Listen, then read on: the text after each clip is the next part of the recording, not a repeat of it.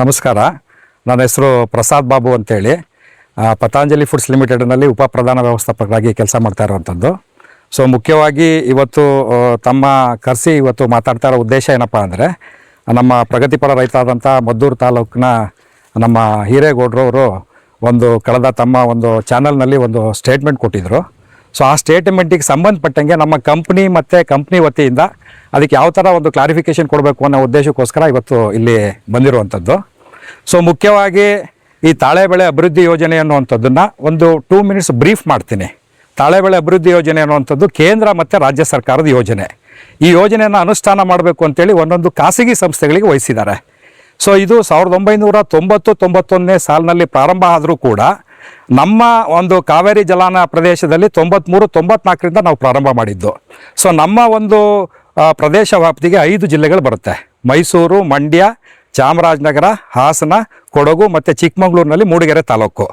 So ಈ ಜಿಲ್ಲೆಗಳನ್ನ ಏನು ಮಾಡಿದ್ದಾರೆ ಅಂದರೆ, ಈ ಕೇಂದ್ರ ಮತ್ತು ರಾಜ್ಯ ಸರ್ಕಾರದ ಯೋಜನೆಯನ್ನು ಅನುಷ್ಠಾನ ಮಾಡಬೇಕು ಅಂತೇಳಿ ಒಂದೊಂದು ಖಾಸಗಿ ಸಂಸ್ಥೆಗಳಿಗೆ ವಹಿಸಿದ್ದಾರೆ. ಇದು ಆ್ಯಕ್ಚುಲಿ ಈ ಪ್ರಾಜೆಕ್ಟನ್ನ ಇಂಪ್ಲಿಮೆಂಟ್ ಮಾಡಬೇಕಾದ್ರೆ ಅಥವಾ ಇದನ್ನು ನಾವು ನೆರವೇರಿಸಬೇಕಾದ್ರೆ ಖಾಸಗಿ ಸಂಸ್ಥೆಯ ಮುಖಾಂತರ PPP ಮಾಡೆಲ್ ಅಂತೇಳಿ, ಅಂದರೆ ಪಬ್ಲಿಕ್ ಪ್ರೈವೇಟ್ ಪಾರ್ಟ್ನರ್ಶಿಪ್, ಈ ಮುಖಾಂತರ ಈ ಯೋಜನೆಯನ್ನು ಅನುಷ್ಠಾನ ಮಾಡಲಿಕ್ಕೆ ನಾವು ಆಥರೈಸ್ಡ್ ಆಗಿ ಕೇಂದ್ರ ಮತ್ತು ರಾಜ್ಯ ಸರ್ಕಾರದ ವತಿಯಿಂದಲೇ ನಮ್ಮನ್ನು ಅಪಾಯಿಂಟ್ ಮಾಡಿರುವಂಥದ್ದು. ಇದರಲ್ಲಿ ನಾವು ಯಾವುದೇ ಥರದ ಮಧ್ಯವರ್ತಿಗಳಲ್ಲ ಅಥವಾ ಬೇರೆ ಇದೇನಲ್ಲ. ಈಗ ಸರ್ಕಾರದ ವತಿಯಿಂದನೇ ಈ ಯೋಜನೆಯನ್ನು ಅನುಷ್ಠಾನ ಮಾಡಬೇಕು ಅಂತೇಳಿ ನಮ್ಮನ್ನು ಇಲ್ಲೇ ನಮಗೆ ಪ್ರದೇಶ ವಿಸ್ತರಣೆ ಮಾಡಲಿಕ್ಕೆ ಮತ್ತು ತಾಳೆಬೆಳೆ ಅಭಿವೃದ್ಧಿ ಯೋಜನೆ ಮಾಡಲಿಕ್ಕೆ ನಮ್ಮನ್ನು ಅಪಾಯಿಂಟ್ ಮಾಡಿರುವಂಥದ್ದು.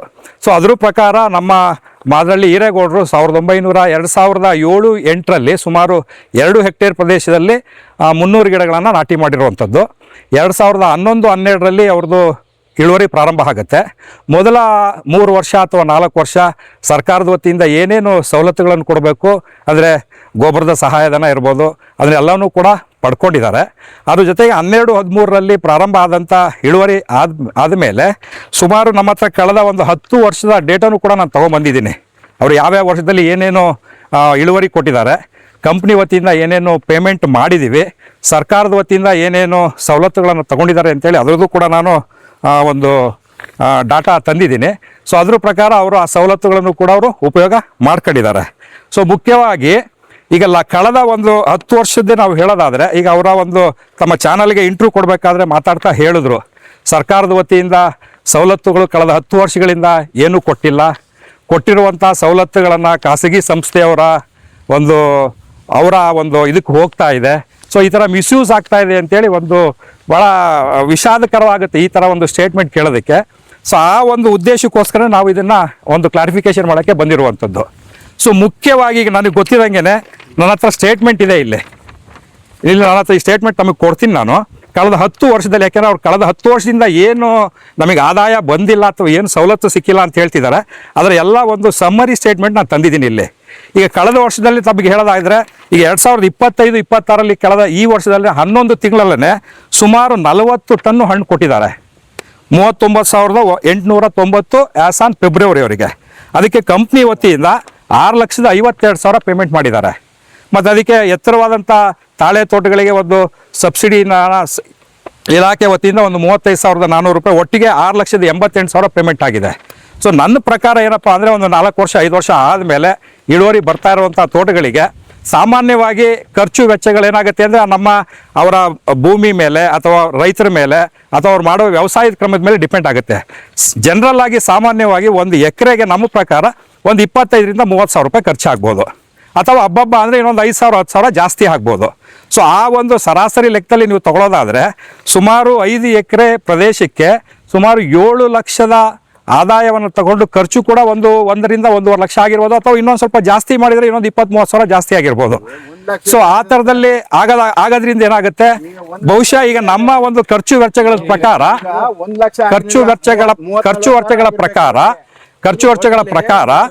ಸೊ ಬಹುಶಃ ಒಂದು ಎಕರೆಗೆ ನೆಟ್ ಪ್ರಾಫಿಟ್ 5ರಿಂದ ಒಂದು ಎಕರೆಗೆ ಒಂದು ವರ್ಷಕ್ಕೆ 1 ಲಕ್ಷ ನಿವ್ವಳ ಆದಾಯ ಪಡೆದಿದ್ದಾರೆ. ಅದೇ ಥರದಲ್ಲಿ ನಮ್ಮ ಇಲಾಖೆ ವತಿಯಿಂದ ಸುಮಾರು ಸವಲತ್ತುಗಳನ್ನು ಕೂಡ ಕೊಟ್ಟಿದ್ದಾರೆ. ಈಗ ಬಹುಶಃ ಇನ್ನೊಂದೇನಾಗುತ್ತೆ ಅಂದರೆ ಈ ಒಂದು ಯೋಜನೆಯಲ್ಲಿ ಏನಾದರೂ ತಾಳೆ ಬೆಳೆ ಏನಾದರೂ ಬೆಲೆ ಕುಸಿತ ಆದರೆ ಸರ್ಕಾರದ ವತಿಯಿಂದ ಬೆಂಬಲ ಬೆಲೆ ಅಥವಾ ಕನಿಷ್ಠ ಬೆಂಬಲ ಬೆಲೆ ಅಂತಿದ್ದಾರೆ, ಅದನ್ನು ಕೂಡ ನಾವು ಪೇಮೆಂಟ್ ಸರ್ಕಾರದ ವತಿಯಿಂದ ಕೊಡ್ತಾ ಇದ್ದಾರೆ.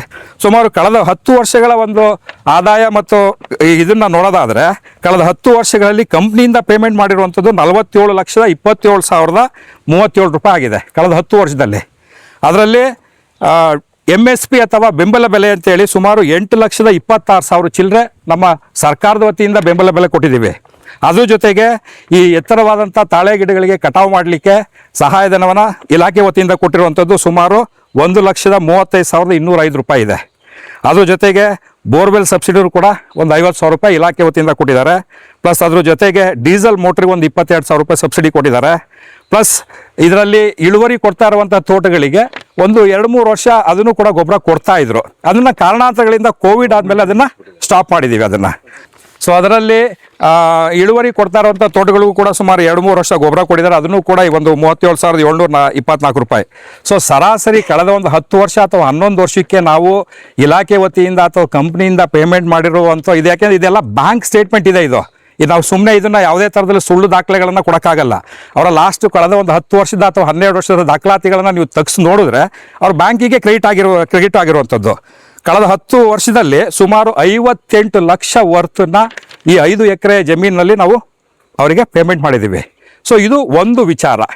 ಎರಡನೇದಾಗಿ ಮಾನ್ಯ ಪ್ರಗತಿಪರ ರೈತರು ಹೇಳ್ತಾ ಇದ್ರು, ಬಂದಂಥ ಸಬ್ಸಿಡಿಗಳನ್ನು ಕಂಪ್ನಿಯವರೇ ತಿಂದು ನೀರು ಕುಡಿತಾ ಇದ್ದಾರೆ. ಈ ಥರ ಒಂದು ಸ್ಟೇಟ್ಮೆಂಟ್ಗಳನ್ನು ಕೊಟ್ಟಾಗ ಏನಾಗುತ್ತೆ, ನಮಗೂ ಕೂಡ ಭಾಳ ಖೇದ ಆಗುತ್ತೆ. ಸೊ ಇದರಲ್ಲಿ ಮುಖ್ಯವಾಗಿ ತಮ್ಮ ಗಮನಕ್ಕೆ ನಾನು ಬಯಸೋದೇನಪ್ಪ ಅಂದರೆ, ಸರ್ಕಾರದ ವತಿಯಿಂದ ಯಾವುದೇ ಒಂದು ಸಬ್ಸಿಡಿ ಬಂದರೆ ನೇರವಾಗಿ ಅದನ್ನು ರೈತರಿಗೆ ತಲುಪಿಸುವಂಥದ್ದು DBT ಮುಖಾಂತರ, ಡೈರೆಕ್ಟ್ ಬೆನಿಫಿಷರಿ ಟ್ರಾನ್ಸ್ಫರ್. ಸರ್ಕಾರದಲ್ಲಿ ಕಂಪ್ನಿಗೆ ಕೊಡುವಂಥದ್ದು ಒಂದೇ ಒಂದು ಸಬ್ಸಿಡಿ ಕಾಂಪೊನೆಂಟ್ ಅಂದರೆ ಅದು ಸೀಡ್ಲಿಂಗ್ ಸಬ್ಸಿಡಿ ಅಥವಾ ಸಸಿಗಳ ಸಹಾಯಧನ. ಇದನ್ನು ಯಾಕೆ ಕೊಡ್ತಾರೆ ಅಂದರೆ, ನಾವು ನರ್ಸರಿ ಮಾಡಿ ಹೊರದೇಶದಿಂದ ಬೀಜಗಳನ್ನು ಆಮದು ಮಾಡಿಕೊಂಡು ನರ್ಸರಿ ಮಾಡಿ 1 ವರ್ಷದವರೆಗೂ ಬೆಳೆಸಿ ಅದನ್ನು ಸಸಿಗಳನ್ನ ನಾವು ರೈತರಿಗೆ ವಿತರಣೆ ಮಾಡ್ತೀವಿ. ಸೊ ಆ ಒಂದು ಖರ್ಚಿನ ಬಾಬ್ತನ್ನು ಮಾತ್ರ ಕಂಪ್ನಿ ಕೊಡುವಂಥದ್ದು. ಇನ್ನು ಉಳಿದಂಥ ಎಲ್ಲ ಸವಲತ್ತುಗಳನ್ನು ಕೂಡ ಡೈರೆಕ್ಟಾಗಿ ಇಲಾಖೆ ವತಿಯಿಂದ ರೈತರಿಗೆ ತಲುಪಿಸುವಂಥ ಒಂದು ವ್ಯವಸ್ಥೆ.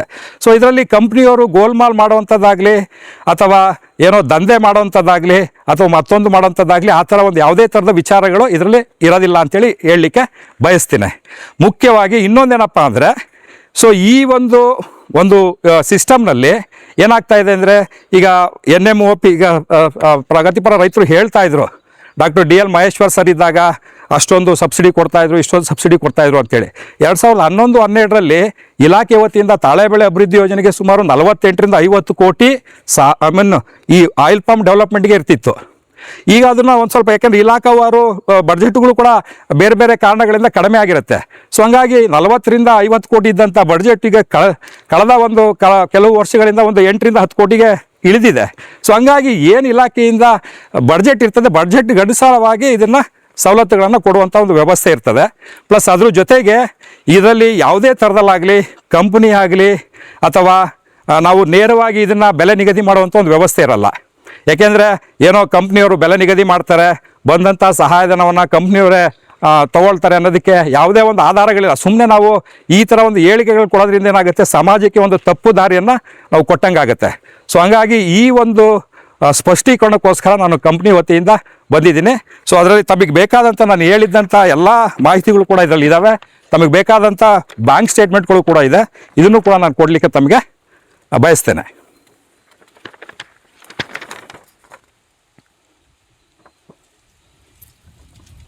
ನಮ್ಮ ಯೂಟ್ಯೂಬ್ ಚಾನೆಲ್ನ ಸಬ್ಸ್ಕ್ರೈಬ್ ಆಗಿ, ಲೈಕ್ ಮಾಡಿ, ಪಕ್ಕದಲ್ಲಿ ಕಾಣಿಸೋ ಬೆಲ್ ಐಕನ್ನ ಕ್ಲಿಕ್ ಮಾಡಿ.